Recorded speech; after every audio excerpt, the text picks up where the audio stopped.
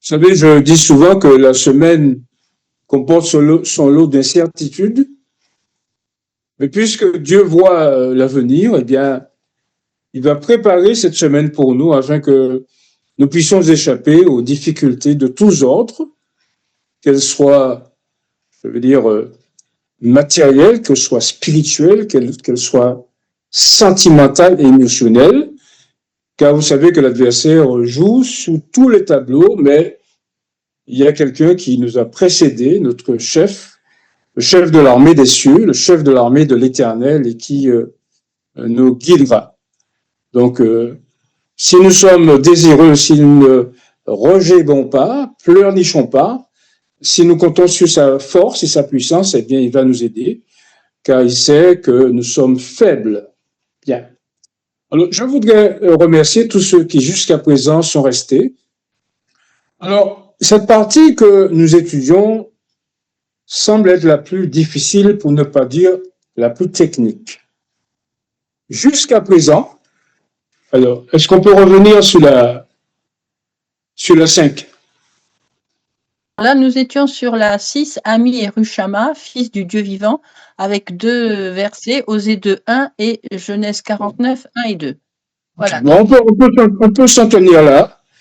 Cette partie, c'est le cependant. Tout est dans le cependant. Pour retracer l'histoire de son Église, Dieu va partir, eh bien, des royaumes de Juda et d'Israël. Quand il arrive à la fin du royaume de Juda, il dit cependant. Daniel, s'il te plaît, lis-moi les 2 versets. Cependant, le nombre des enfants d'Israël sera comme le sable de la mer, qui ne peut ni se mesurer ni se compter. Et au lieu qu'on leur disait « Vous n'êtes pas mon peuple », on leur dira « Fils du Dieu vivant ». Osée, chapitre 2, verset 1er. Et Jacob appela ses fils et dit « Assemblez-vous, et je vous ferai savoir ce qui vous arrivera à la fin des jours. Réunissez-vous et écoutez, fils de Jacob, écoutez Israël, votre père. » Genèse, chapitre 49, versets 1 et 2. Ben. Beaucoup de personnes ont du mal à comprendre l'apparition des 144 000 mentionnés dans le livre de l'Apocalypse. Ce qu'il faut comprendre, c'est que pour perpétuer son Église, eh bien, Dieu le fait, il a établi par une Église, l'Église des 12 fils de Jacob. Et puisque Dieu aime les tentes de Jacob plus qu'aucune autre tente, il va continuer à suivre le cheminement qu'il a suivi. Et puisqu'il doit être, selon Ésaïe 49, glorifié par Israël et Juda, eh bien, il va trouver le moyen de perpétuer ce peuple et sous la forme de judéo-chrétiens pour commencer, jusqu'à ce qu'il arrive à nos jours aujourd'hui. Alors, vous comprenez que Jacob, vous comprenez, et c'est là finalement qu'il faut s'accrocher. Pourquoi les 144 000 réapparaissent-ils en fin de livre? Et parce que Jacob a dit que ses fils vivraient à la fin des jours. Mais bien évidemment, vous comprenez qu'ils ne font plus le service cérémoniel. Donc, d'une manière ou d'une autre, eh bien, ils ont, à travers le temps, ils se sont joints à travers le temps à des églises et ils ont finalement appartenu au peuple de Dieu. Donc, vous savez que Osée est en accord avec Jacob. Pourquoi? Osée dit que le nombre des enfants d'Israël sera comme le sable de la mer, qui ne peut ni se mesurer ni se compter. Et là, Jacob déclare que ses fils seraient présents à la fin des jours. Dites-moi, pour qu'ils soient présents à la fin des jours, bien, il faut absolument qu'ils soient comme le sable de la mer. Donc, nous tenons pour vrai l'inspiration de Jacob. Lisez à ce sujet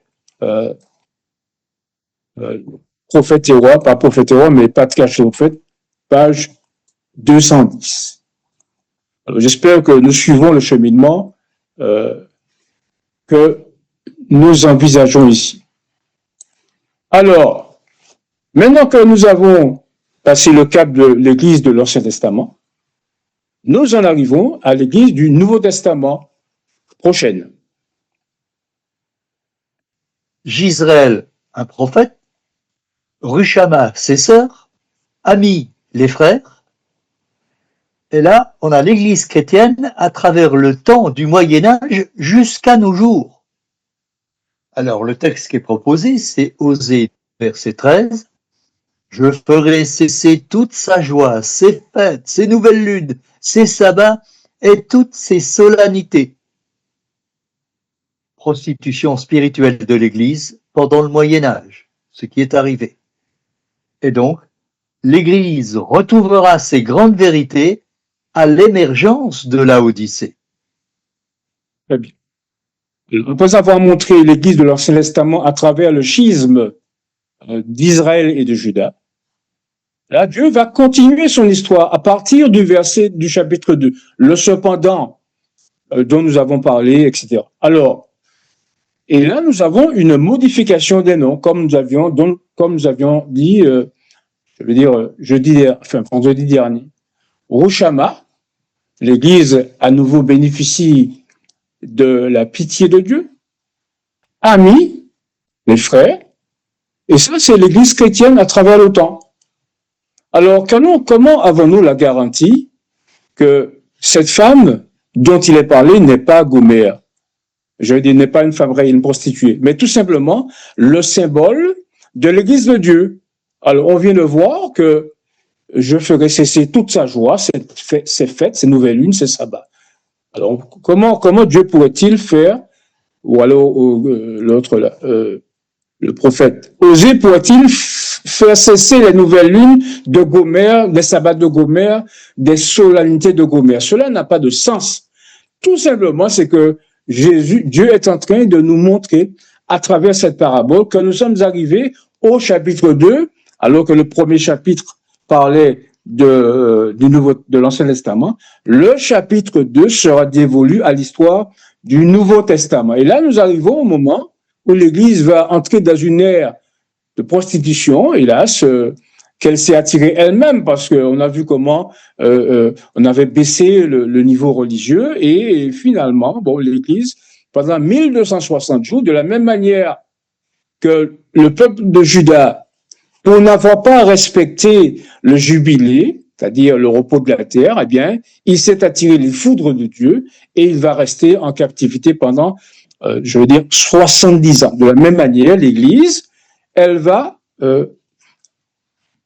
passer par ce même stade. Mais heureusement, comme on a vu, le verset 14 d'Osée 2, ainsi que le verset 14 d'Apocalypse, déclare que Dieu emmena la femme dans le désert, afin qu'elle y fût nourrie. D'où l'émergence des réformateurs, Luther, Zwingli, Mélenchon, les Wesley, les baptistes, Miller et autres, Campbell. Donc, ça, c'est l'histoire de l'Église. Et on le voit à travers des choses qui sont simples. Voilà. Cette solennité, la Sainte Seine a perdu, on a été perdu de vue, le baptême a été perdu. Ça, c'est l'histoire. Et si on s'échine à comprendre ou à affirmer que c'est une histoire de mariage entre Osée et une prostituée, eh bien, on perd de vue cette notion importante de l'histoire de l'Église. Donc, l'Église va retrouver ces grandes vérités à l'émergence de la Odyssée. Alors, il nous faut comprendre cette notion de porte d'espérance pour l'Église prochaine, avec le monceau de pierre. Il va nous expliquer la situation de l'Église de Dieu aujourd'hui. La présence d'un seul Akan nuit à l'Église. Le Seigneur montre par l'exemple de Josué et d'Akan ceux qui prétendent faire partie du peuple qui garde ses commandements. Ceux qu'il a particulièrement honorés en leur faisant contempler les manifestations éclatantes de sa puissance, comme il le fit jadis pour Israël, mais qui se risquent à négliger ses ordres précis, seront l'objet de sa colère. Dieu désire faire comprendre à son peuple que la désobéissance et le péché sont extrêmement odieux à ses yeux et ne doivent pas être considérés à la légère. Il nous montre que lorsqu'un péché est dévoilé au sein de son peuple, il faut prendre immédiatement des mesures énergiques afin que la colère divine ne repose pas sur l'assemblée tout entière. Témoignage pour l'Église, volume 1er, chapitre 68, page 383, premier paragraphe. Amen. Tout ce qu'on a fait de cette conférence générale, je ne critique pas, hein, je montre ce que Dieu voudrait que nous voyions avec les yeux, avec le collier. Il y a des plans qui sont faits pour que l'Église évangélise le monde. Mais Dieu dit que la présence d'un seul Akan, eh bien, est le signe et montre qu'il va manifester sa colère, car un seul pécheur peut être la cause, alors que la lumière se retire de l'Église tout entière. Alors, comment peut-on attendre le Saint-Esprit? Comment peut-on parler de la seconde Pentecôte alors qu'on voit on voit les dérives auxquelles l'Église de Dieu est arrivée aujourd'hui? Alors, chacun, finalement, va se pointer du doigt et savoir s'il est ou elle est celui qui empêche que la lumière règne dans l'Église tout entière. N'oubliez pas que nous cherchons cette porte d'espérance que Dieu voudrait ouvrir pour son peuple. Prochaine. Dieu ne manifestera pas sa puissance. Dieu voit son peuple avec déplaisir, et il ne manifestera pas sa puissance en son sein tant que le péché existera parmi eux et sera encouragé par ceux qui occupent des postes de confiance. Testimonies, volume 3, page 270, deuxième paragraphe. Amen. Ce n'est pas un abus de dire que l'Église adventiste est en perte de vitesse. Je ne sais pas si vous avez lu ou regardé 2 témoignages de Denzel Washington sur l'Église adventiste. Alors, peut-être est-il un peu mal placé parce que il connaît l'adventisme, son père est baptiste, mais peu importe. Nous allons retenir, si vous avez du temps, regardez le commentaire que fait Denzel Washington sur l'Église adventiste et vous en aurez froid dans le dos. Bref, tout cela pour que nous comprenions que Dieu désire ouvrir pour l'Église une porte qui est sa porte d'espérance. On ne peut pas préjuger autre chose de ce que Dieu veut et de ce que Dieu dit. Cette porte d'espérance, et pour que nous la comprenions, pour que nous en comprenions l'importance, il faut que l'on prenne conscience de notre situation en tant que peuple de Dieu, même si la situation est difficile. Alors, je voudrais rappeler cette déclaration, cette prochaine déclaration que Daniel va nous lire. Chaque église, chaque famille possède son Akan. Nous professons être gouvernés par les mêmes principes et être sous l'influence d'un même esprit. Mais au lieu de donner tout pour Christ, nombreux sont ceux qui ont caché le manteau de Shinéar et le lingot d'or et les ont cachés dans le camp. Si la présence d'un seul Akan a suffi pour affaiblir tout le camp d'Israël, pouvons-nous être surpris du peu de succès qui accompagne nos efforts lorsque chaque église et presque chaque famille possède son Akan? Testimonies, volume 5, page 157, premier paragraphe. Amen. Puisque chaque église possède son Akan, puisque chaque famille possède son Akan, et puisque la vallée d'Accord, comme le montre le type, est la porte d'espérance pour l'Église, eh bien, il faut que nous comprenions que Dieu va passer à la réalité, celle-là même dont il parle dans les écrits de ses prophètes. C'est Jésus, page 828 de Jésus-Christ, qui enseignait les prophètes. Et là, il dit que voilà, il faut que l'Église passe par cette porte d'espérance. Ce qui signifie, eh bien, que les jours de la purification de l'Église avance à grands pas. Prochaine.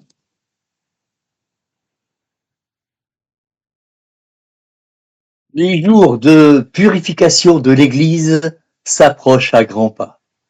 Dieu veut un peuple pur et fidèle. Au cours du terrible criblage qui est sur le point de se produire, nous pourrons mieux mesurer la force d'Israël. Les signes montrent clairement que le temps où le Seigneur manifestera qu'il a son vent à la main est proche. Il purifiera à fond son Église. Conseil à l'Église, page 274, deuxième paragraphe. Amen. Lorsque nous considérons ces déclarations, eh bien, nous voyons que le Seigneur, comme disent les Anglais, means business. Il sait ce qu'il veut dire. Il va purifier l'Église. Mais la grande question, c'est de savoir par quels moyens. Est-ce qu'il va laisser partir les Acans ou alors va-t-il les interpeller, les frapper? Bref, nous voulons comprendre cela. Et si nous comprenons cela, nous comprendrons que les écrits des prophètes sont là pour notre instruction, à nous qui sommes parvenus à la fin des temps. En clair, Dieu va procéder à une purification. De la même manière qu'il a enlevé Akan ainsi que sa famille, ses bœufs, ses biens, ses ânes, eh bien Dieu va faire le même, processus, va appliquer le même processus. Cela peut paraître, comme disent les journalistes, surréaliste, mais les choses s'accompliront exactement comme Dieu l'a dit. Et si, eh bien, nous nous focalisons sur un mariage supposé entre un prophète et une prostituée, eh bien, nous perdons de vue, car évidemment, nous n'allons pas exposer, nous n'allons pas présenter ces textes au peuple de Dieu, et qu'il va continuer à croire que la purification se fera parce que des personnes partiront les mains dans les poches en sifflotant « Je laisse l'Église de Dieu, je laisse l'Église adventiste » et tout ce qui va avec. Alors, de quelle manière la vallée d'accord d'aujourd'hui se fera? Voilà comment, en quelques 3 textes, la manière dont Dieu annonce les choses. Next. Comment l'Église sera-t-elle purifiée? Car voici, je donnerai mes ordres, et je secouerai la maison d'Israël parmi toutes les nations, comme on secoue avec le crible, sans qu'il tombe à terre un seul grain. Tous les pécheurs de mon peuple mourront par l'épée. Ceux qui disent « Le malheur n'approchera pas, ne nous atteindra pas ». Amos, chapitre 9, versets 9 et 10. Amen. Donc, pensez que ce verset est tiré de son contexte et qu'il se réfère à l'histoire d'Israël ou de Juda antique. Mais lorsqu'on prend le texte, lorsqu'on prend la suite, on verra que à partir du verset 11 jusqu'au verset 16, dans ce même temps, le Seigneur rétablira la maison de David. Et puisque la maison de David, à savoir les 144 000, n'a jamais été rétablie, puisque le vin n'a jamais coulé des ruisseaux, comme dit le verset 13 et suivant, puisque Israël n'a jamais habité en sécurité, c'est dire que ces versets révèlent quelque chose de prophétique. Et il déclare Dieu, tous les pécheurs de mon peuple mourront par l'épée, ceux qui disent le malheur n'approchera pas. Oui, le malheur va approcher parce que Dieu enverra ses anges afin de procéder à la purification de son peuple. Regardez de quelle manière Jésus, par Matthieu, nous l'explique. Next. Les anges de Dieu arracheront du royaume de Dieu tous ceux qui commettent l'iniquité. Or, comme on arrache l'ivraie et qu'on la jette au feu, il en sera de même à la fin du monde. Le Fils de l'homme enverra ses anges qui arracheront de son royaume tous les scandales et ceux qui commettent l'iniquité. et ils les jetteront dans la fournaise ardente, où il y aura des pleurs et des grincements de dents. Matthieu chapitre 13, versets 40 à 42. Amen. Jésus est à la manœuvre par le biais de ses anges qui vont arracher de son royaume, pas de la terre entière, puisque les paraboles concernent le royaume des cieux, l'église de Dieu. Donc il enverra ses anges afin d'arracher de son royaume, de son église, de son champ, tous ceux qui commettent l'iniquité. Alors d'aucuns diront, mais vous voyez, on dit à la fin du monde, vous voyez, on arrache l'ivraie pour la mettre au feu. Ben, c'est le feu d'après le millénium? Non.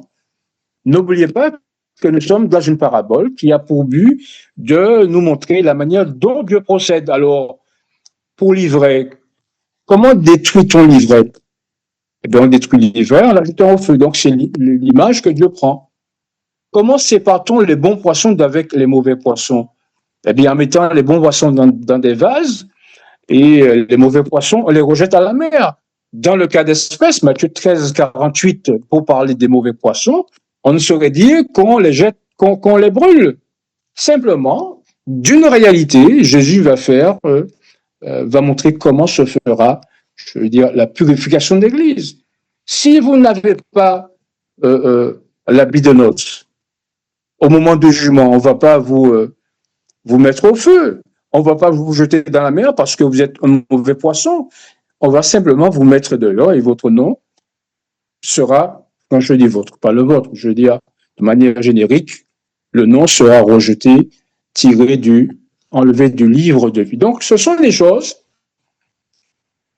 qu'il nous faut prendre à cœur et profiter de la leçon de Josué pour comprendre l'importance de la vallée d'accord, de relire ce qu'en dit la Bible et de relire ce qu'en dit l'esprit de prophétie, de manière à ce que nous comprenions que Dieu est en train de nous éclairer, alors que certains qui se prêtent comme les bergers d'Israël cachent la vérité et fustigent ceux qui oseraient la prêcher. Alors, il y a encore deux textes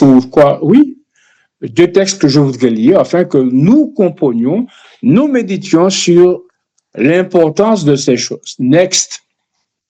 L'Église doit être purifiée et elle le sera. Le criblage se poursuit, dit l'Esprit de vérité.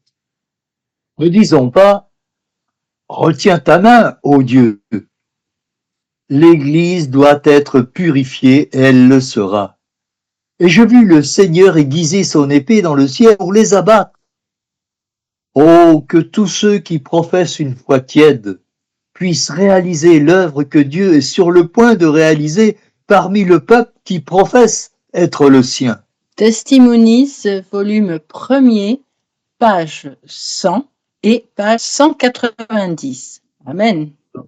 Si vous voulez savoir ce que signifie que le Seigneur aiguise son épée, relisez, je ne sais plus quel texte, c'est dans Daniel, dans Samuel, 2 Samuel, il faudra rechercher, lorsque David avait commandé le dénombrement d'Israël et comment Dieu avait commencé à frapper. Et David a vu l'ange de l'Éternel avec son épée à la main et Dieu lui a dit, écoute, à un moment donné, remets ton épée dans son fourreau. Et je vous assure que les morts qui étaient là ce jour-là, à cause du péché de David, n'étaient pas des morts virtuelles, étaient des morts réelles. Et donc, tout cela, lorsqu'on y pense, eh bien, nous devons demander à Dieu de nous aider afin que nous croissions dans la vérité et que nous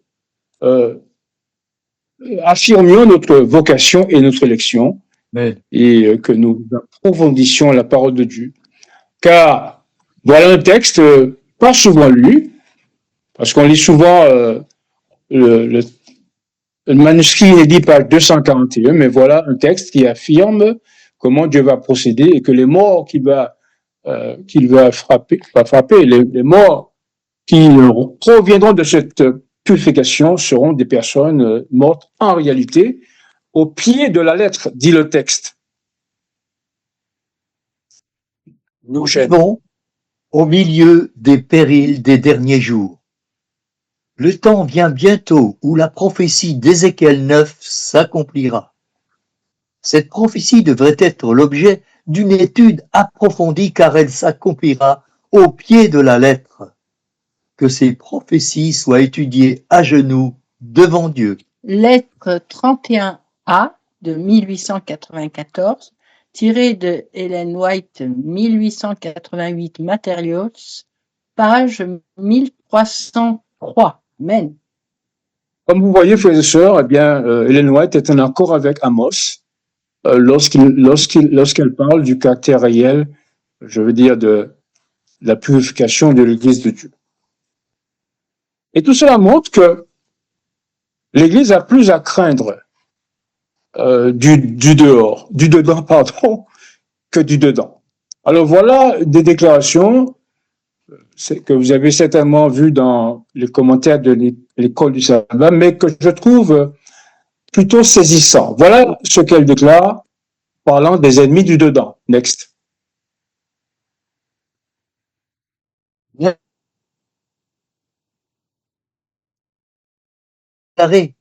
Des infidèles et des blasphémateurs, mais celle de ceux qui professent servir Christ, mais qui sont incohérents. Ce sont eux qui retiennent la bénédiction du Dieu d'Israël et affaiblissent l'Église, lui infligeant un opprobre difficile à effacer. Alors que Josué était prosterné face contre terre, répandant son âme devant Dieu dans l'angoisse de son esprit et dans les larmes, le commandement de Dieu fut une réprimande. Lève-toi. Pourquoi te prosternes-tu ainsi? Testimonies, volume 4, page 493, premier paragraphe. Amen. Ça me fait penser au texte de la tragédie lorsqu'Ellen White parle des souffrances qu'a vécu l'Église. Elle dit que la persécution, au moment où, lorsqu'elle compare l'entrée des profanes dans l'Église, des infidèles, la persécution aurait été un bienfait.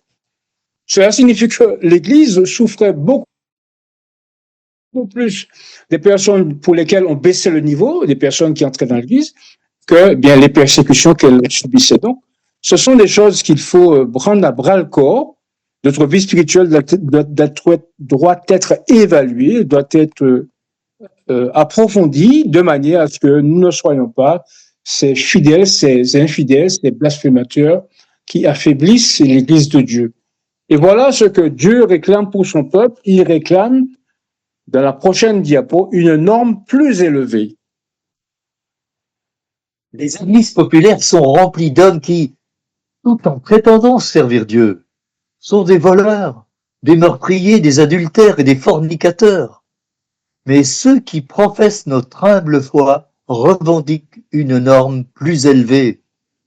Ils devraient être des chrétiens de la Bible et doivent être assidus dans l'étude de la charte de la vie. Ils devraient examiner avec soin et dans la prière les motifs qui les poussent à agir. Ceux qui veulent mettre leur confiance en Christ devraient commencer dès maintenant à étudier les beautés de la croix. S'ils veulent être des chrétiens vivants, ils doivent commencer dès maintenant à craindre Dieu et à lui obéir. Si c'est le cas, ils pourront sauver leur âme de la ruine et réussir à gagner la vie éternelle. Testimonies, volume 4, page 493, deuxième paragraphe. Amen. Est-ce que nous trouvons des voleurs, des meurtriers, des adultères, des fornicateurs dans l'Église de Dieu? Ou alors sommes-nous ceux qui,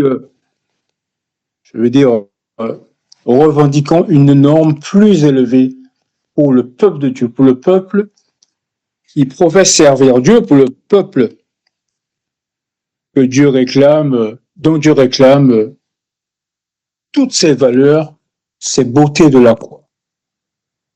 Alors que nous nous approchons du scellement, du jugement des vivants, dont Dieu seul sait la date, et bien que ces pensées soient pour nous en réalité.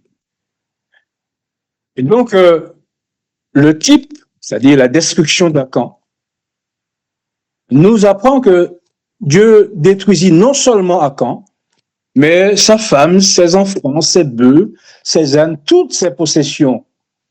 Aujourd'hui, qu'est-ce que Dieu fera? Il fera la même chose avant qu'il ne confie les clés du royaume des cieux à son Église.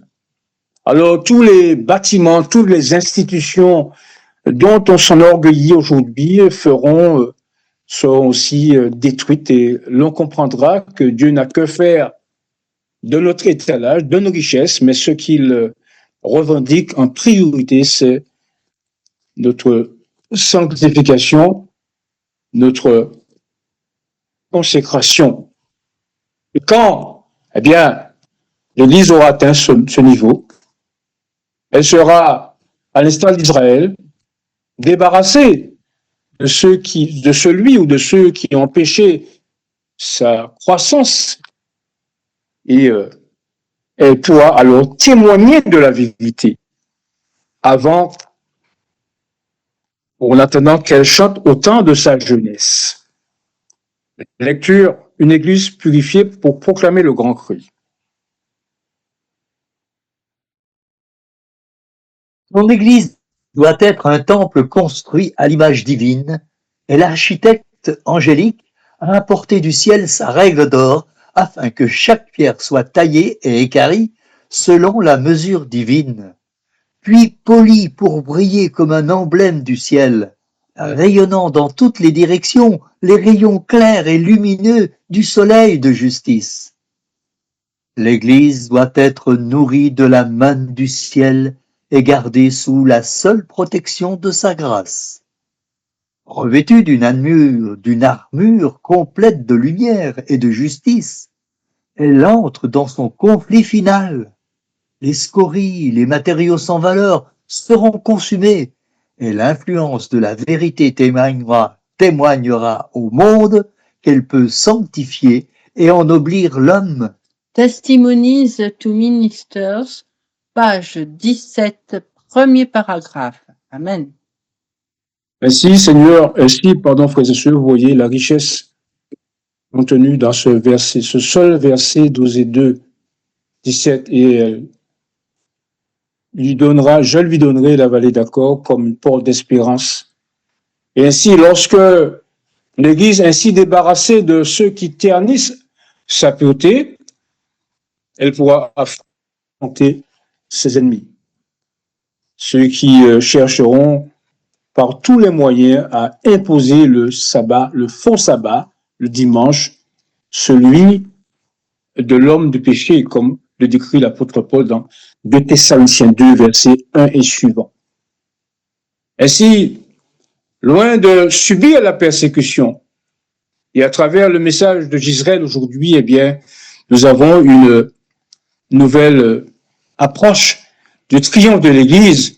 Et voici en quels termes la même Ellen White, qui parlait de persécution, l'a décrit aux dernières heures de l'histoire de l'Église lorsqu'elle va affronter, eh bien, Satan et ses suppôts. Voilà la description qu'elle en fait.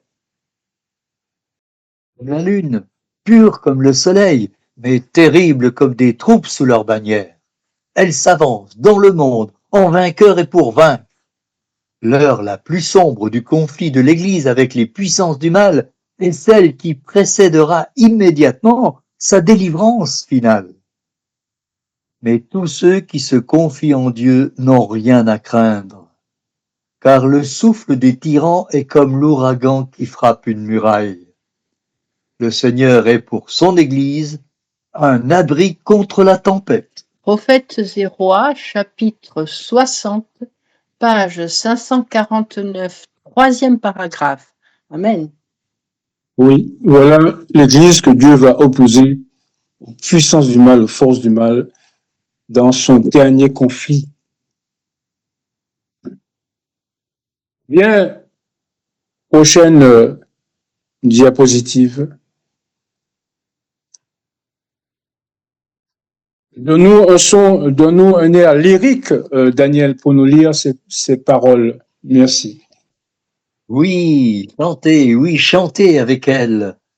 Alors tout d'abord le message de Gisraël, ensuite le message du scellement des prémices, les 144 000, le message d'Élie, le message du jugement des vivants dans la maison de Dieu et le message de la restauration et du retour dans la terre de nos pères. Amen. Oui. Et elle chantera comme au temps de sa jeunesse.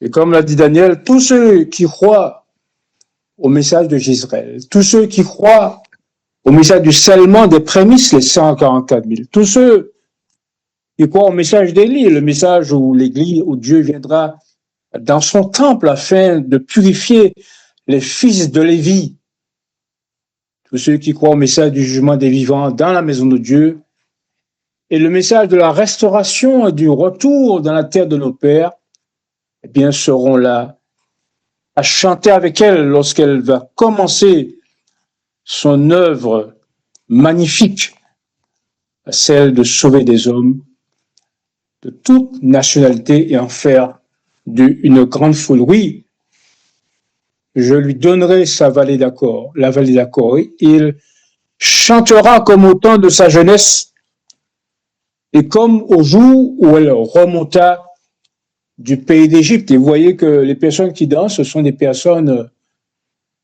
qui dansent la danse de nos pères. Il n'y a pas, comme on dit chez nous, de coller serré. Les gens ne sont pas collés les uns aux autres. Eh bien, Dieu me démontre par là que les danses que faisaient nos pères relevaient de l'Esprit de Dieu. Pourquoi il est dit que l'Église chantera comme au temps de sa jeunesse? Qu'est-ce que cela signifie? Est-ce qu'on parle ici de la jeunesse de Gomère, comme on le dit dans le questionnaire de l'école du sabbat, que l'on considère comme un sacro-saint dont il ne faut bouger aucune pièce? Est-ce que Gomère remontait du pays d'Égypte? Ou alors est-ce que Dieu veut désigner, comme nous l'avons dit si bien, il s'agit bien de l'Église de Dieu au moment où elle est prête à triompher de ses ennemis? Oui. Qu'est-ce que cela signifie qu'elle chantera comme au temps de sa jeunesse? Alors, il nous faut expliquer le temps de la jeunesse de l'Église. Il nous faut aussi expliquer ce que signifie remonter du pays d'Égypte. À quel moment a-t-elle chanté? De manière à ce que nous comprenions que l'histoire d'Osée est une histoire qui est destinée à son peuple.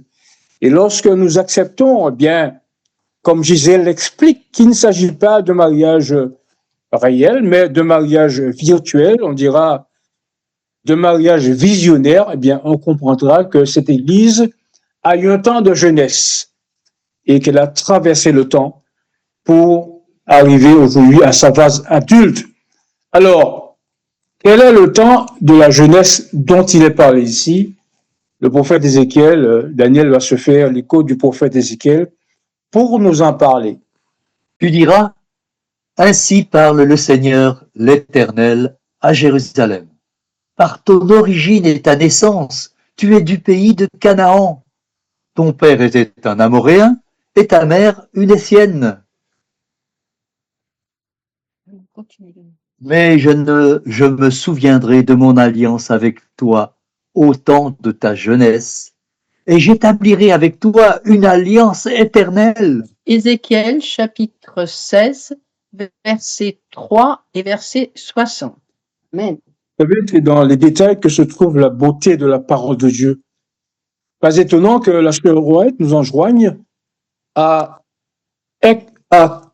étudier la Bible et d'en voir tous les détails.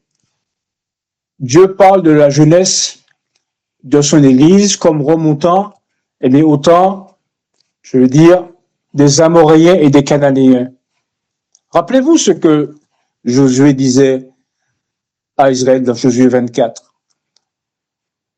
Si vous voulez servir les dieux que servaient vos pères au-delà du fleuve, pourquoi est-ce qu'il parle de cela? Et pourquoi ici on parle d'un Amoréen? Tout simplement parce que Israël, en tout cas le peuple de Dieu, Jérusalem, symbole du peuple de Dieu, est né à cette époque-là. C'est à ce moment que Dieu a a tiré Abraham du fleuve et l'a emmené en Canaan et a fait alliance avec lui. Donc, vous voyez que tous les détails sont là pour nous montrer que l'histoire d'Osée et de Gomère, c'est l'illustration de son peuple. Ton peuple, ton père était cananéen et ta mère une Étienne. Mais je me souviendrai de mon alliance avec toi et comme au temps de ta jeunesse. Donc Dieu va rappeler à travers Osée le temps de notre jeunesse et à quel moment, eh bien, l'Église de Dieu a pris naissance. Eh bien, voilà de quelle manière Moïse, dans le livre de la Genèse, rappelle la naissance de l'Église de Dieu, la naissance de Jérusalem, je répète, symbole de l'Église de Dieu, au moment où Dieu fait alliance avec Abraham. Lecture. Comme au temps de ta jeunesse. L'Éternel dit à Abraham, va-t'en de ton pays, de ta patrie et de la maison de ton père, dans le pays que je te montrerai.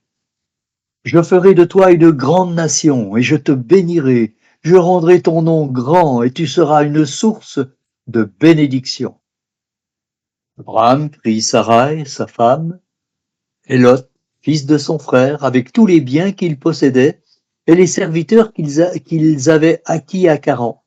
Ils partirent pour aller dans le pays de Canaan et ils arrivèrent au pays de Canaan. Ce jour-là, l'Éternel fit alliance avec Abraham et dit, je donne ce pays à ta postérité depuis le fleuve d'Égypte jusqu'au grand fleuve, au fleuve d'Euphrate.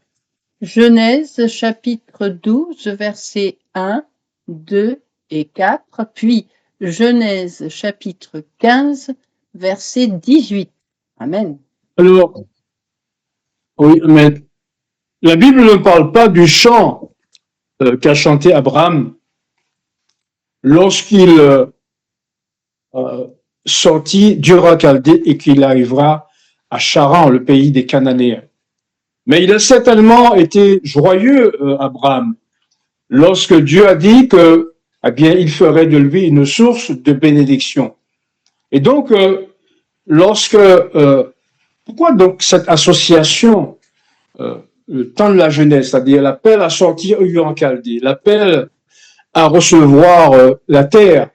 Eh bien, tout simplement parce que Dieu allait faire de ses promesses, eh bien, une alliance dont la Bible dit qu'elle sera éternelle. Alors, qu'est-ce que cela signifie? Et nous verrons la relation qu'il y a entre le fait qu'elle chante comme au temps de sa jeunesse, c'est-à-dire au moment où elle prend naissance, l'Église de Dieu, au moment où Dieu affirme qu'elle sera en bénédiction et qu'elle recevra la Canaan terrestre en réponse à la fidélité d'Abraham.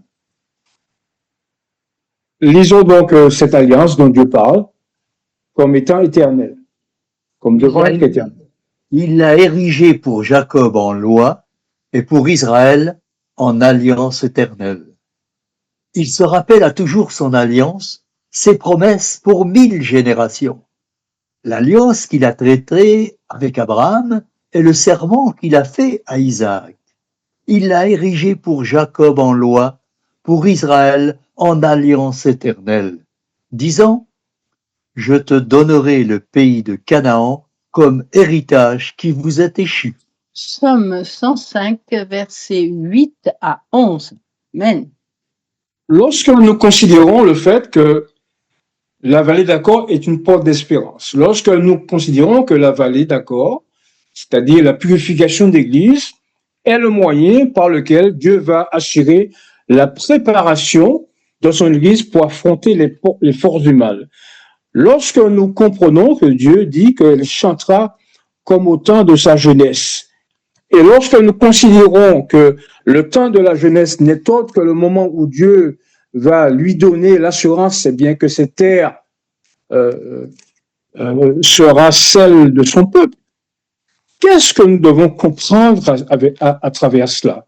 Est-ce que simplement que Dieu a écrit cela sans que cela n'ait d'importance? Est-ce que Dieu a écrit cela sans que nous ne pensions espérer une réalisation de ce chant comme au temps de la jeunesse. Voilà une confirmation donc de ce moment. Attendez, j'ai dû oublier quelque chose ici. Oui. Alors, le temps de la jeunesse est le temps de la sortie d'Égypte. C'est ce fameux chant qu'a chanté Moïse et Myriam, Marie, sœur de Moïse. Et voilà en quels termes la plume inspirée nous rappelle la beauté et la profondeur de ce chant. Rappelez-vous, nous le chanterons lorsque nous aurons connu l'expérience de la vallée des corps et que Dieu nous préparera à de grands lendemains avant, je veux dire, la prédication finale de l'Évangile. Lisons ce texte et voyons-en l'application pour notre époque aujourd'hui. Comme au jour où tu sortis d'Égypte. Rempli du Saint-Esprit, Moïse chanta et le peuple entonna à sa suite cet hymne triomphal, le plus ancien et l'un des plus sublimes qui soit connu. Chanté par tout un peuple, ce cantique magnifique monta comme le rugissement de l'océan. Ses échos, répercutés par les monts environnants, traversèrent la mer et le désert. Les femmes d'Israël, Marie, sœur de Moïse, en tête, le reprirent en s'accompagnant de danses et de tambourins. Cet hymne, ainsi que la grande délivrance qu'il commémorait, fit sur le peuple hébreu une impression ineffaçable. De siècle en siècle, il fut chanté par les prophètes et les chantres d'Israël pour proclamer que l'Éternel est la force et la délivrance de tous ceux qui se confient en lui. Mais ce cantique n'appartient pas au peuple juif seulement. Il annonce la victoire finale de l'Israël de Dieu et la destruction future de tous les ennemis de la justice. Patriarches et prophètes, chapitre 25, page 258, cinquième paragraphe, et 259, deuxième paragraphe. Amen. Oui, amen. Frères et sœurs, rappelons-nous ces textes. Et elle chantera comme je lui donnerai la vallée d'accord comme une porte d'espérance. Et elle chantera comme au temps de sa jeunesse, c'est-à-dire au moment où Dieu fait l'alliance avec Abraham de lui donner la terre. Mais elle chantera aussi comme au jour où elle remonta du pays d'Égypte. Gomère n'est pas remontée du pays d'Égypte. Donc il s'agit bien de l'Église de Dieu à venir. Et si Dieu associe bien cette alliance terre de Canaan, et s'il associe à la remontée du pays d'Égypte, qui va provoquer ce chant en nous, eh bien cela signifie tout simplement qu'il y aura un second exode à venir, où Dieu ramènera tous ses enfants, d'où qu'ils soient. Rappelez-vous le second verset de Osée 1, Osée 2, verset 2. Les enfants d'Israël se rassembleront, se nommeront un chef et sortiront du pays. Ils sortent du pays, mais c'est pour bien aller quelque part. Car grande sera la journée de Gisraël. Pourquoi cette journée sera-t-elle grande? Parce que Dieu se propose de la faire chanter au moment où elle connaîtra son second exode. Voilà en quels termes le prophète Isaïe nous rappelle ce second exode qui va provoquer le chant où nous allons faire connaître aux nations la grandeur du nom de Dieu, lecture. Comme au jour où tu remontas du pays d'Égypte. L'Éternel desséchera la langue de la mer d'Égypte, et il lèvera sa main sur le fleuve, en soufflant avec violence. Il le partagera en 7 canaux, et on le traversera avec des souliers. Il y aura une route pour le reste de son peuple, qui sera échappé de la Syrie, comme il y en eut une pour Israël le jour où il sortit du pays d'Égypte. Ésaïe chapitre 11, versets 15 et 16. Et de même qu'il leva son bâton sur la mer, il le lèvera encore comme en Égypte. Ésaïe chapitre 10, verset 26. Amen. il y a encore 3 autres chapitres qui attestent du fait que, eh bien, il y aura ce second exode. Et quand nous connaîtrons ce second exode pour aller dans la terre de nos pères, nous chanterons les louanges du Seigneur et nous ferons connaître ses hauts faits par-delà la planète. Et puisque la Bible est une et indivisible, Ésaïe 11, 15 et 16, après nous avoir parlé de ce second exode, Ésaïe, du fait que Dieu lèvera son bâton encore comme en Égypte, eh bien voilà le chant que nous allons chanter pour faire connaître aux nations, eh bien, les hauts faits de Dieu, les exploits, et qu'elles en soient sensibilisées et qu'elles puissent, à l'instar de ce Ramassi, à l'époque, il n'y en aura pas, rassurez-vous, eh bien, de ce groupe de personnes qui se joindra à Israël pour chercher le refuge dans le Dieu que Dieu nous aura préparé. Voilà en quels termes Ésaïe, chapitre 12, qui est la suite d'Ésaïe 11, présente donc ce chant du second exode. Pousse des cris de joie, habitants de Sion. Tu diras en ce jour-là, je te loue, ô Éternel, car tu as été irrité contre moi. Ta colère s'est apaisée et tu m'as consolé. Voici, Dieu est ma délivrance. Je serai plein de confiance et je ne craindrai rien, car l'Éternel est ma force et le sujet de mes louanges. C'est lui qui m'a sauvé. Vous puiserez de l'eau avec joie aux sources des saluts, et vous direz en ce jour-là, louez l'Éternel, invoquez son nom, publiez ses œuvres parmi les peuples, rappelez la grandeur de son nom. Célébrez l'Éternel car il a fait des choses magnifiques, qu'elles soient connues par toute la terre. Pousse des cris de joie et d'allégresse, habitants de Sion, car il est grand au milieu de toi, le Saint d'Israël. Ésaïe chapitre 12, versets 1 à 6. Amen. Les Gabaonites, principalement, entendirent parler de la manière dont Dieu avait délivré Israël d'Égypte. Il n'y avait pas les réseaux sociaux ou les moyens de communication que nous avons aujourd'hui. Rahab a entendu la manière eh bien, dont le Jourdain a été ouvert et il a donné asile, je veux dire, aux espions qui étaient venus explorer la terre. Et là, on voit que les nations le sauront. Pourquoi? Parce qu'un peuple va publier ses hauts faits. Alors, quels hauts faits et quels exploits le peuple de Dieu pourra-t-il, je veux dire, présenter aux nations? Eh bien, la manière dont Dieu va ramener son peuple, la manière dont il va lever son bâton, encore une fois, ce n'est pas une vision, c'est une réalité. Lorsque Ésaïe parle de ce bâton qui sera levé encore, lorsque Zacharie 10, versets 9 et 10 parle que toutes les profondeurs du Nil seront desséchées, lorsque Michée 7, verset 14 pardon, parle de comme au jour où tu sortis d'Égypte, je te ferai voir de grandes choses. Bien, tout cela, c'est une réalité, et bien que les habitants de Sion, les habitants de Sion vont présenter aux nations. Et quels sont donc ces habitants de Sion qui vont, je veux dire, proclamer la grandeur du nom de Dieu? Nous lisons cela dans le dernier verset.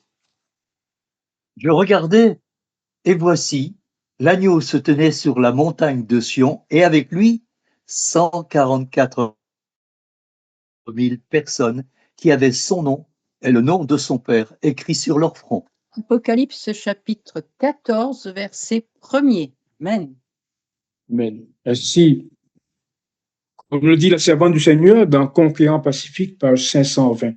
520. Tous les livres de la Bible se résument et s'achèvent dans l'Apocalypse. Et c'est étonnant que l'apôtre Jean, eh bien, voit les 144 000 sur la montagne de Sion. Lui, Ésaïe le présente comme les habitants de Sion.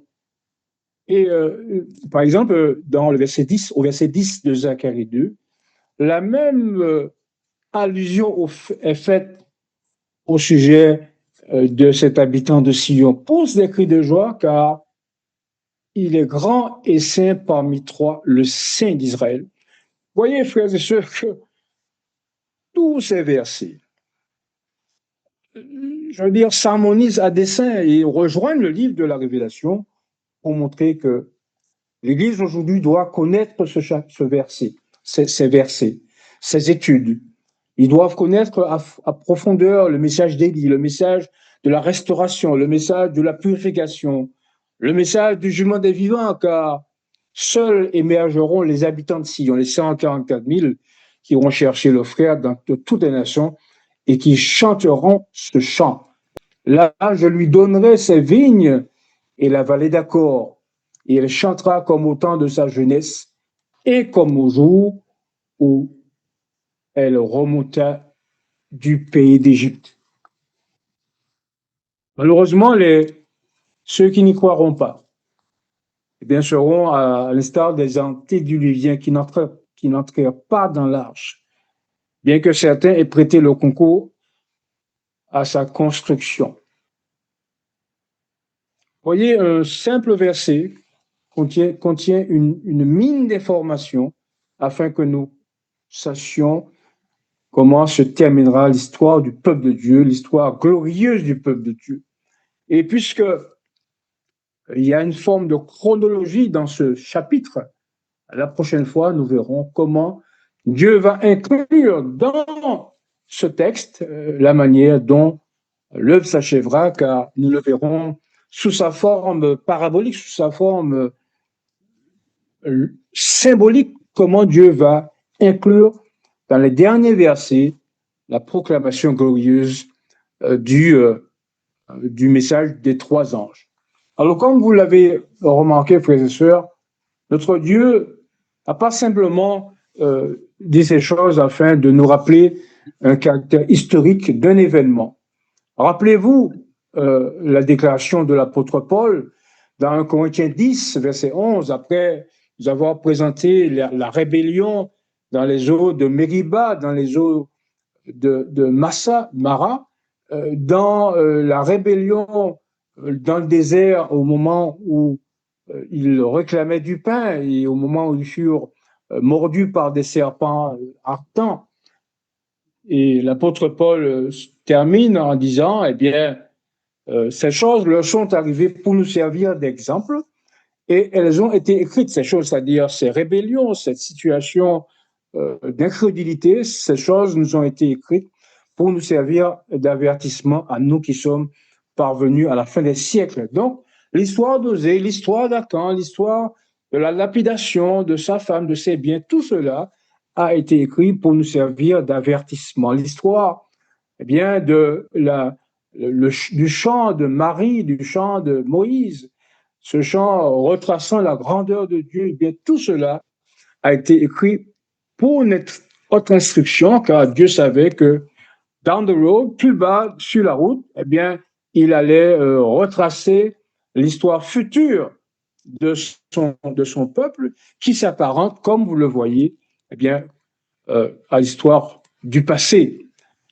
Eh bien, frères et sœurs, tout cela nous permet de voir que malgré, je veux dire, les difficultés que nous avons eues pour présenter ces études depuis hier soir jusqu'à aujourd'hui, eh bien, Dieu a permis que, bon an, mal an, nous puissions en comprendre l'importance, nous puissions en comprendre la profondeur et que nous nous décidions plus que jamais à faire partie des 144 000 ou alors de ceux qui seront en leur compagnie au moment de la résurrection spéciale. Oui, quelqu'un disait tout à l'heure que nous n'avons pas encore grandi. Nous n'avons pas encore grandi et nous nous surprenons à faire des choses pour lesquelles, nous aurions déjà remporté la victoire. Mais qu'à cela ne tienne, le juge tombe 7 fois et se relève. Et puissions-nous, par la grâce de Dieu, lutter avec toutes les forces pour nous relever et pour faire partie de ce peuple glorieux. Il chantera comme au temps de sa jeunesse comme au jour où ils sortent d'Égypte. C'est là ma prière pour chacun de nous. Amen. Frères et sœurs, nous arrivons maintenant au moment des questions. C'est l'occasion pour chacun d'exprimer librement ce qui n'est pas encore clair, de revenir sur un point. N'hésitez pas, chaque question compte. Alors, la première personne qui a levé la main, je vous laisse poser votre question. Activez votre micro. 62 pointés. Bonsoir, sœur Mylène. Bonsoir, sœur Bondo. Et bonsoir à tous. Bonne semaine dans le Seigneur. Donc, ma question, c'est au sujet d'Ésaïe 11. Si le frère Bondo peut reprendre une explication pour moi, s'il te plaît, c'est-à-dire, l'Éternel desséchera la langue de la mer d'Égypte et il le partagera en 7 canaux. Et ensuite, il y aura une route pour le reste de son peuple. Il sera échappé de la Syrie. Donc, est-ce que quand je parle, l'Éternel desséchera la langue de la mer d'Égypte, donc on parle ici le monde entier, parce qu'il parle il le partage en 7 canaux. C'est la plénitude. Et on parle ici aussi, ça veut dire, il aura une route pour le reste de son peuple, qui sera échappé de la Syrie. Cela veut dire quoi? Alors, nous sommes actuellement sous le règne de la Syrie. Alors, pourquoi Dieu emploie aujourd'hui la Syrie pour parler du monde d'aujourd'hui? Eh bien, tout simplement parce que avant que Babylone ne devienne la nation numéro 1 du monde, eh bien, la Syrie était une nation très puissante et Dieu s'est servi de la Syrie pour frapper de nombreuses nations. Et donc, ce que Dieu veut montrer, que ces événements se passeront avant le règne de Babylone. Alors, bien évidemment, les Babyloniens ne sont pas exclus dans le miracle, mais lorsqu'on considère ce texte et on considère ce qu'en dit Gisraël, il explique que du temps de Moïse, eh bien, il était difficile de croire à une telle, je veux dire, réalisation. Il fallait donc faire preuve de foi lorsque Dieu dit à Moïse, pourquoi ces cris avancent et lève ton bâton et la mer se fendra. Donc, ce que Dieu voudrait que nous comprenions, c'est que ce miracle se reproduira. Et alors, il y a un grand débat de savoir s'il concerne les 12 tribus ou s'il concerne, je veux dire, la grande foule. Mais dans 1 Tigis 31, il met l'accent, Israël, sur les 140 000. D'ailleurs, lorsqu'on lit le chant qui sera fait, on voit que le chant provient des habitants de Sion. Alors, comme nous avons montré, les habitants de Sion sont les gens qui habiteront dans Sion. Je regardais, dit le prophète, je regardais, et voici, il y avait une grande foule, et voici, les 144 000 se tenaient sur la montagne de Sion. Alors, même si Dieu peut utiliser, je veux dire, ce même processus pour faire venir d'autres personnes, le texte principalement concerne les 144 000, concerne les habitants de Sion. Donc, ce que Dieu veut aussi montrer, c'est que nous avons des difficultés à croire ces événements.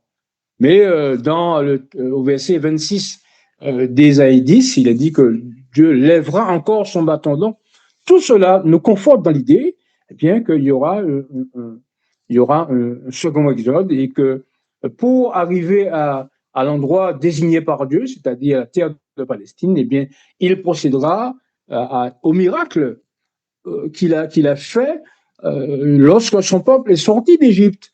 Voilà. Et le verset 7, le verset 15 de Michée 7, comme au jour où tu sortis d'Égypte, je te ferai voir des miracles. Je te ferai voir des choses grandioses. Alors, qu'est-ce que Dieu a fait au jour où son peuple est sorti d'Égypte? Eh bien, il a ouvert la mer. Et cette fois, il ne s'agissait que d'une seule mer, le golfe d'Aqaba, la mer Rouge. Mais cette fois-ci, eh bien, Dieu frappera toutes les mers du monde. Ce chiffre 7 en témoigne de la plénitude, de manière à ce que son peuple puisse s'y rendre. Alors, comme je dis, hein, la grande foule n'y est pas exclue, mais l'objectif de Dieu, c'est que son peuple proclame son grand nom et chante ce chant-là. Voilà. Et le tue, comme au jour où tu sortais d'Égypte. Je te ferai voir des grandes choses. Quand il dit que et elle chantera comme au temps de sa jeunesse, elle au singulier, euh, et, et donc tout cela désigne le peuple de Dieu, les 144 000, qui sortiront de la terre, comme dit le verset 2 du chapitre 2 d'Osée, afin de proclamer la gloire de Dieu et révéler la grandeur de son nom. Merci, frère Boulot, pour l'éclaircissement. J'ai une autre question. Je ne sais pas s'il y a d'autres Je personnes. voudrais ajouter ceci.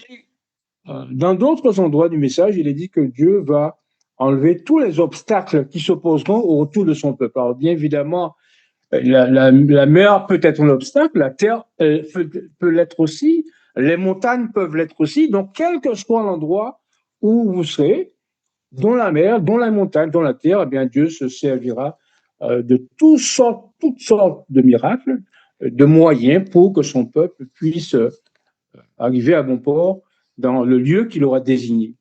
Ouais, ben, je voulais savoir, est-ce que quand on parle ici, pousse des cris de joie, c'est après j'ai fini par comprendre que c'est quand que le peuple de Dieu sera à Jérusalem, pousse des cris de joie habitants de Sion.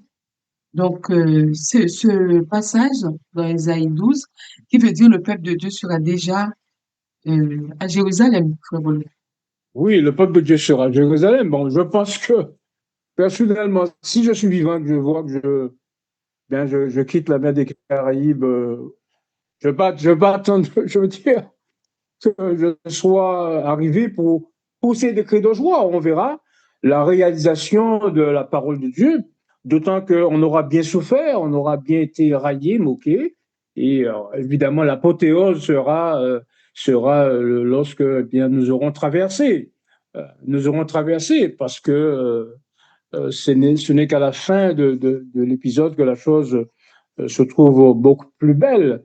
Et et cela me fait penser à ce commentaire que fait le frère Gisraël dans TJ 19, 18, 19, où il dit que le peuple de Dieu, ayant été informé par le moyen de la vérité présente, eh bien, fuira vers la vallée, et non pas hors de la vallée, fuira vers la vallée des montagnes, et là, le nom de Dieu sera glorifié. Donc, je pense que pendant tout le trajet, et en apothéose, bien évidemment, ce chant sera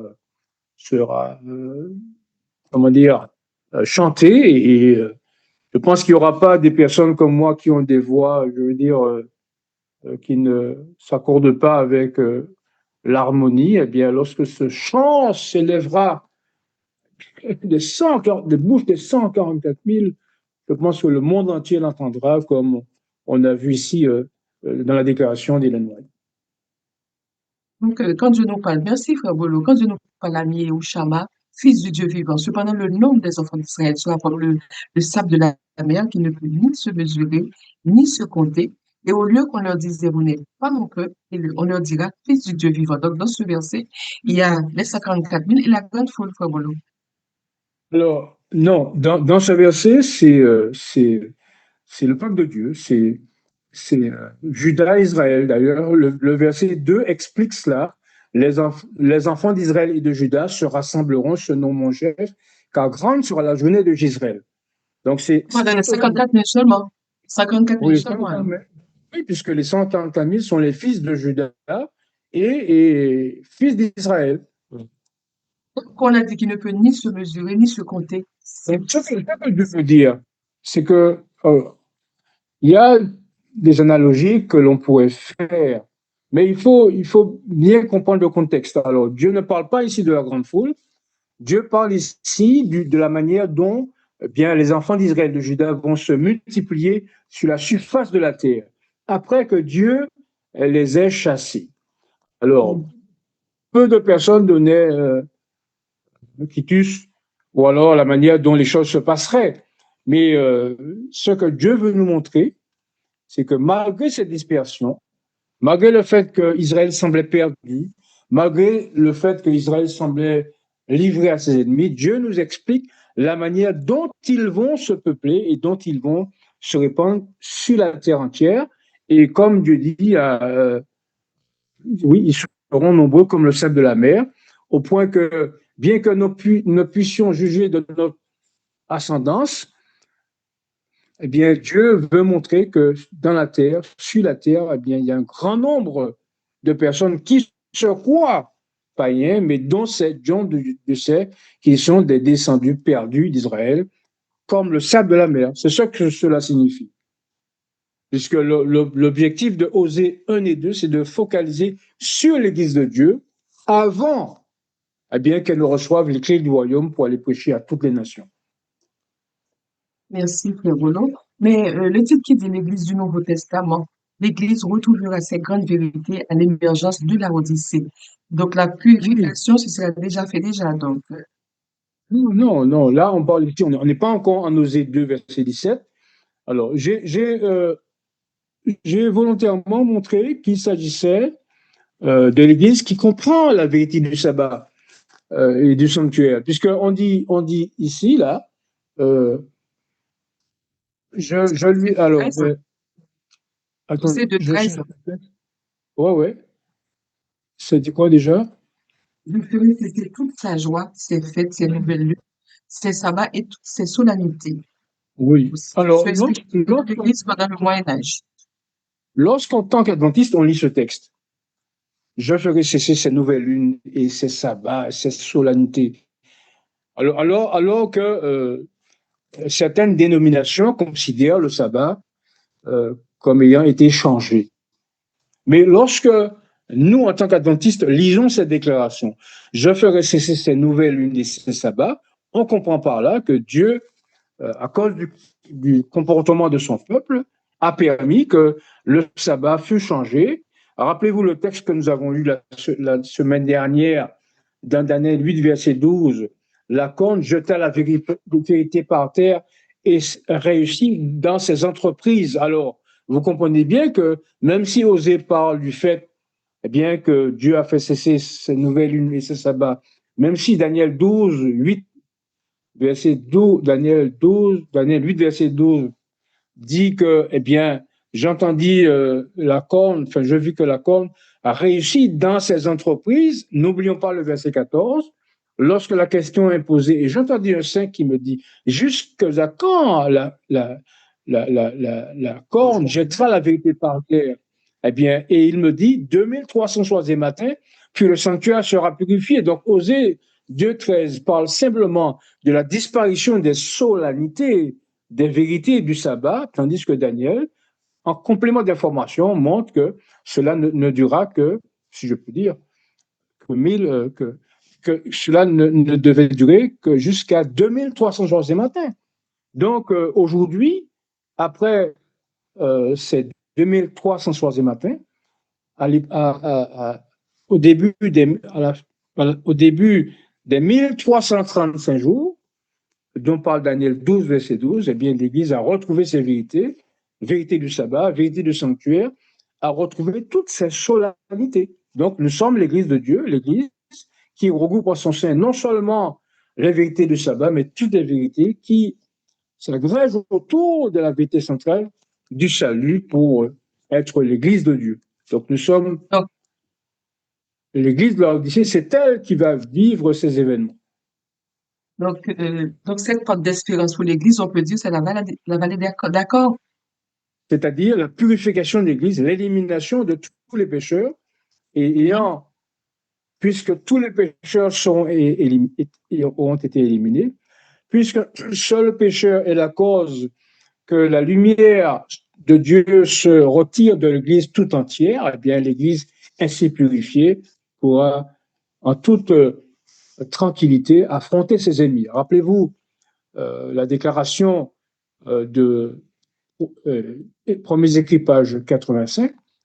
Le commencement du temps de détresse ici mentionné n'est pas le moment où les fléaux seront versés sur la terre, mais une courte période qui les précède. À ce moment-là, alors que l'œuvre s'achève, la détresse fond sur la terre, les nations sont irritées, mais sont tenues en échec, n'oubliez pas ce texte, de manière à ne pas entraver l'œuvre du troisième ange.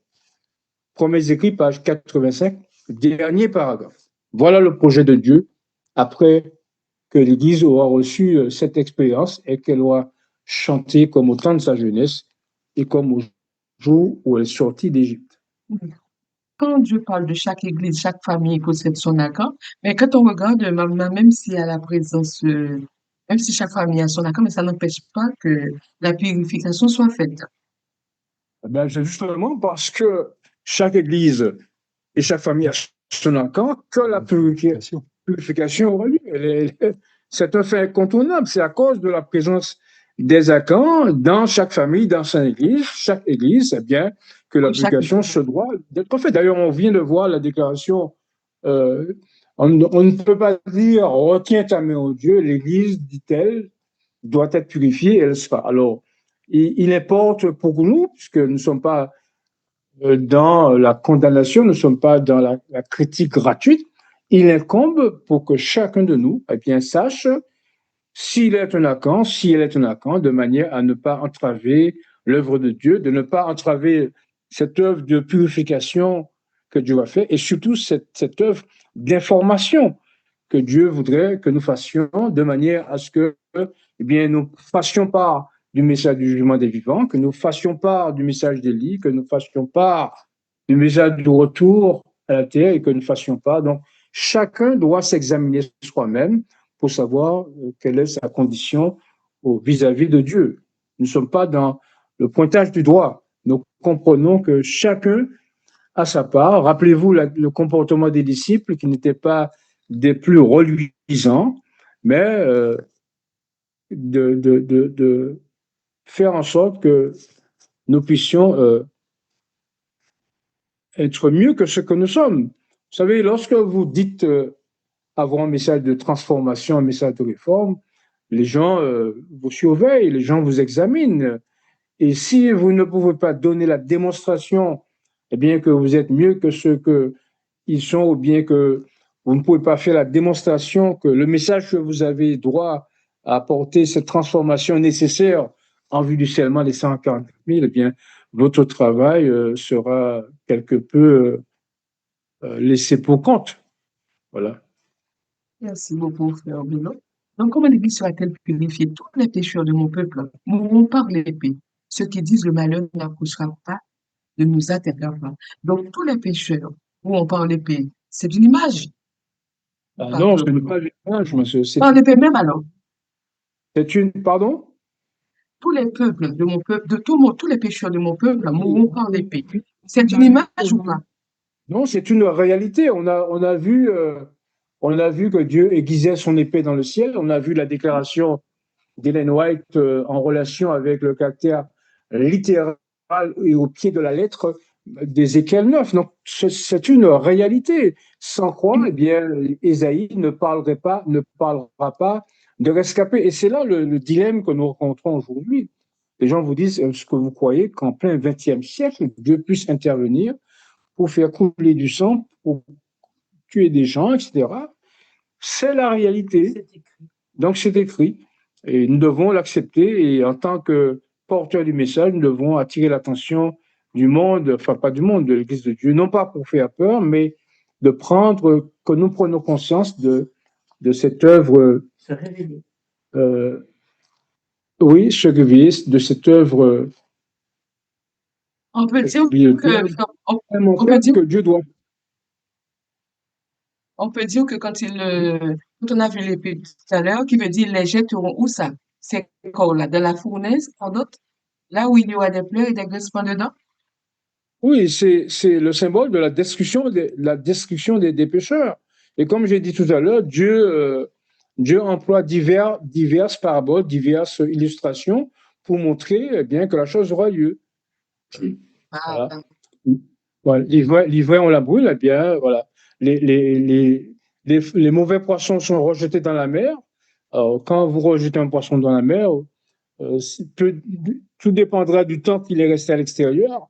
Eh bien, il a peu de chances de survivre.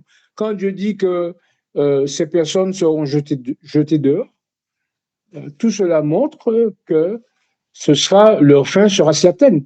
Donc tout cela doit nous interpeller.